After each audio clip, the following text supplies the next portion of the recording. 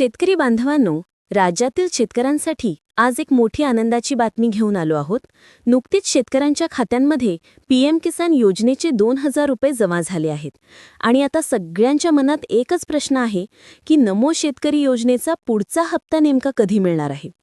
Social मीडियावर रोज नवनवीन बातम्या फिरत आहेत. कधी कुणी म्हणतं आज पैसे येतील, तर कुणी म्हणतं उद्या येतील. पण यामध्ये खरी माहिती कोण देतंय हेच कळत नाही. खोट्या अपडेट्सचा इतका भरलेला माहोल पाहून अनेक शेतकरी गोंधळून गेले आहेत. म्हणूनच आज आपण इथे फक्त खरी माहिती घेऊन आलो आहोत. ज्या दिवशी पीएम किसानचा 21वा हप्ता जमा होणार होता, ती तारीख आपण आधीच सांगितली होती आणि त्याच दिवशी रक्कमही आली होती. यामुळे अनेक शेतकरी खुश झाले होते. आता त्याच पद्धतीने नमो शेतकरी योजनेच्या हप्त्याची अधिकृत तारीखही सरकारने जाहीर केलेली आहे आणि ती आपण आता स्पष्टपणे जाणून घेणार आहोत. सध्याच्या घडीला मोठा प्रश्न आहे की नमो शेतकरी योजनेचे पैसे पीएम किसानच्या पैशांसोबत एकत्र का आले नाहीत. सोशल मीडियावर या दोन्ही योजनांचे 4,000 रुपये एकत्र येणार अशी चर्चा पसरली होती, पण वास्तव वेगळं आहे. कारण पीएम किसान ही योजना केंद्र सरकार चालवतं आणि नमो शेतकरी योजना राज्य सरकार चालवतं. त्यामुळे या दोन्हींच्या रकमेचा व्यवहार वेगळा असतो आणि कधीही एकत्रित येत नाही. सरकारच्या मंत्रिमंडळ बैठकीनंतर कृषीमंत्री आणि मुख्यमंत्री यांनी नमो शेतकरी योजनेबाबतची सर्वात महत्त्वाची माहिती जाहीर केली आहे.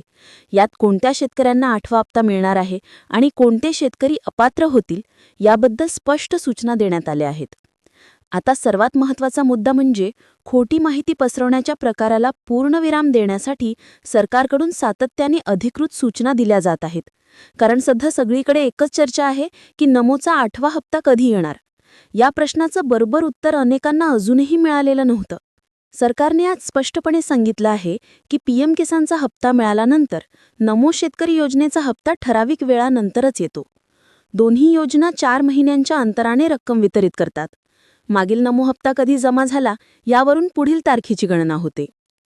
यामध्ये सर्वात महत्त्वाचं अपडेट म्हणजे शेतकऱ्यांच्या बँकांबाबत सरकारने मोठा निर्णय घेतला आहे. काही बँकांचे IFSC कोड उपलब्ध नसणे, काही बँका विलिनीकरण झालेल्या असणे आणि काहींचा सर्व्हर सतत डाऊन राहणे यामुळे रक्कम जमा करण्यात अडचणी येत होत्या. यासाठीच राज्य सरकारने फक्त निवडक काही बँकांमध्येच रक्कम सोडण्याचा निर्णय घेतलाय, जेणेकरून शेतकऱ्यांना त्रास होऊ नये. परंतु यापेक्षा मोठी अट म्हणजे जमिनीची अट.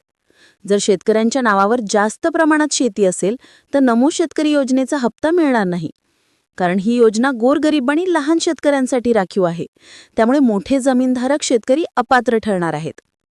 आता पाहूया पहिल्या टप्प्यात निवडलेल्या जिल्ह्यांची यादी. सरकारने सध्या 12 जिल्ह्यांना पहिल्या टप्प्यात समाविष्ट केला आहे.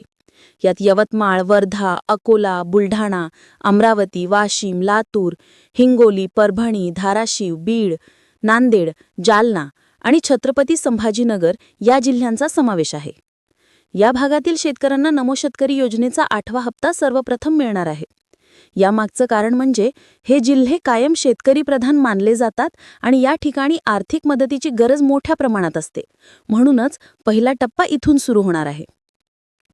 आता सगळ्यात महत्त्वाचा प्रश्न जो तुम्ही वाट पाहत आहात तो म्हणजे नमोचा हप्ता नेमका कधी जमा होणार. सरकारने जाहीर केलं आहे की नमो शेतकरी योजनेचा 8वा हप्ता डिसेंबर महिन्यात जमा होणार आहे आणि बँक खात्यावर रक्कम येण्यासाठी अंतिम मुदत 31 डिसेंबर ठेवण्यात आली आहे. त्यामुळे आधार कार्ड बँक खात्याला नीट लिंक करून ठेवा, जेणेकरून पैसे अडचण न येता जमा होतील. शेतकरी बांधवांनो, खरी माहिती लोकांपर्यंत पोहोचावी यासाठी हा व्हिडिओ अत्यंत महत्त्वाचा आहे.